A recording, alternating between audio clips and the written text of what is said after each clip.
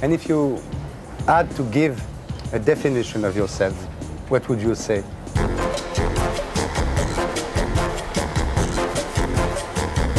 Keith Haring, bonsoir. You are known as the Michelangelo of the New York subway, yet you don't want to be called a graffitist. Why?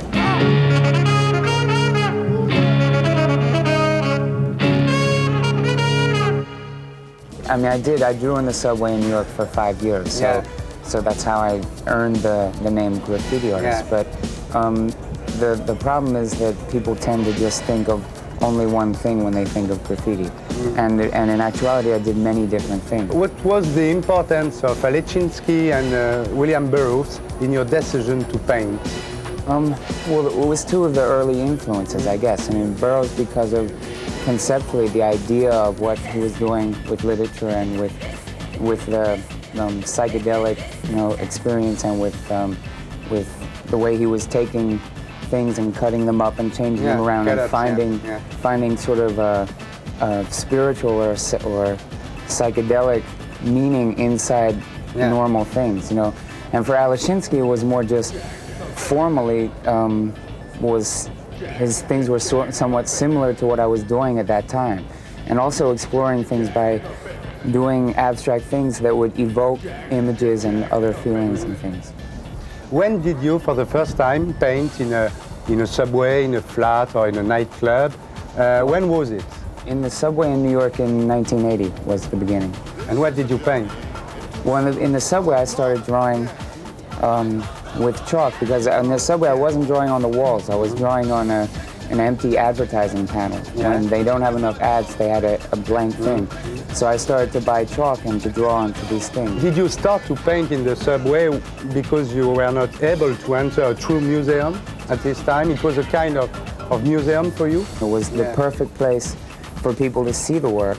But also, at the time, I wasn't selling work or exhibiting in places except for nightclubs and small places, things like that. But really, because the subway had, in New York, I mean, there's hundreds of thousands of people every day that go past the drawing. So you can't even, in a museum, you can't ask for that. And when did one of your paintings enter a true museum for the first time?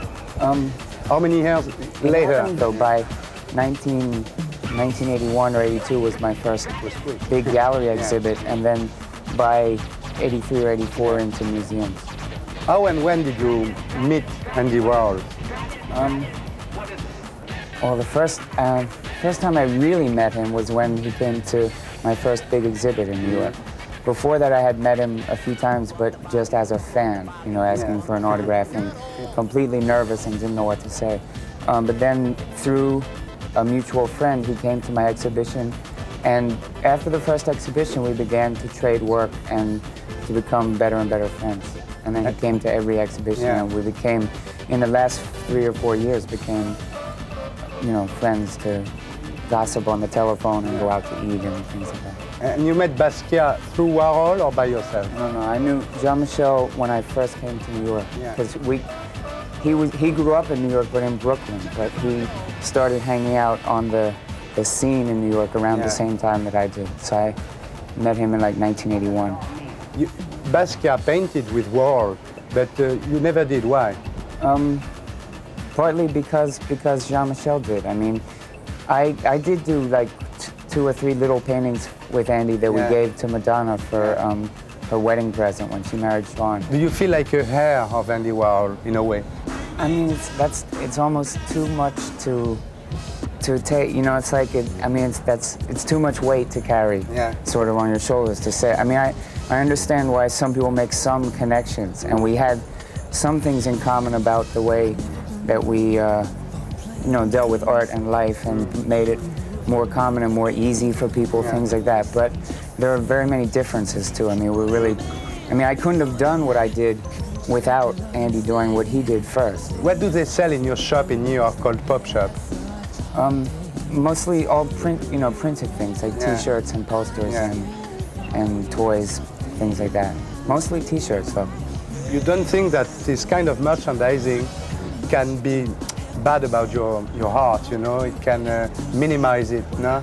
I mean, in the beginning, there was criticism from the art world, and it probably had some effect on the prices of the art market. I mean, the same thing for Andy. When Andy did films and did interview magazines. Screens too, Yeah, it was, I mean, the prices of Andy's things when he was alive were, compared to Jasper Johns or Lichtenstein, was very, very low. But who cares, really? I mean, I think the real value of Andy is much more important than Lichtenstein or Jasper Johns. So, I mean, I'm not only doing it for money, so I think it doesn't, you know. And anyway, for me, the shop is in keeping exactly with what I did in the subway. You know, I mean, if I wouldn't have done the shop and been elitist and just an expensive painter, then I think that would have been more wrong than to make the things available. What do you think of the French Figuration Libre, people like Combas, Dirossa, Boiron? Yeah, well, I'm friends with most of them. I mean, I met for the first time, I think, Dirossa and Combas and Baron and Remy Blanchard and Louis Jean in very early, like 1982, 1983. You like what they are painting?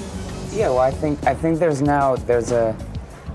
a sort of international culture. I mean, I think they grew up on many of the same things that I grew up on, whether it was... You never draw before you paint? You never draw? When I make it, you paint directly? But drawing with paint, because it's a direct... And which is part of the reason, I guess, why the name graffiti artist stuck, because even the way that I make paintings is in a way like someone makes graffiti, because there's not a sketch or a plan.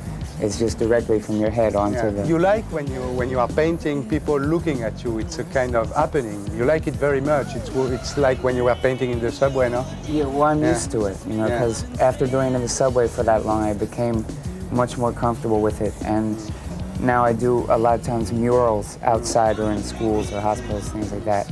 And there's usually people watching, but it's not a problem, because you're not looking at the people, you're looking at the thing you're making. So, and I always have loud music on, and so I just, you know. What do you listen to when you are working? Mostly dance music, like music that you would dance to. And I have a lot of friends that are DJs in New York, so people always make tapes for me. How much is a painting by you now? I don't know. Now it's ridiculous, actually. Yeah? I mean, I went to see this show. There's a show in Paris right now of drawings that I didn't put the show. It's drawings that the dealer bought from different places, and it's incredible to me the price that he's selling it for. I mean, I can't even believe it. How much? I mean, a lot. Hundreds of thousands of dollars. I mean, for little drawings that were autographs I did for people, like $25,000. I mean, it's completely crazy. I think the art market is completely crazy right now. I mean, it has no balance. No balance to what the real value of something is, you know. And for me, it's scary because I used to go to openings and I would make drawings for hundreds of people. And now it makes me think twice, because people take the drawing and they're selling them for that much money now. It's crazy. So you don't know if when you sign something, they want it because they really want it, or if they're just thinking of money. Because everyone just thinks of money now. It's like drawing banknotes, you mean, And a lot of the people that collect art right now don't even care what it is. They don't even look at the thing. They're only, it's like an investment. It's like real estate or playing stock market. That's it. Where can we see your paintings in Paris right now? Well, there's a show of these little drawings that I did in 1983 that are at this gallery called 1900-2000 on Rue Bonaparte, in a small gallery. If you were not Keith Haring, what painter would you be? Would you wish to be, let's say? I mean, the obvious answer is Picasso, right? I mean, every painter wants to be Picasso, but if it wasn't that, then and then I guess Andy would be the next choice.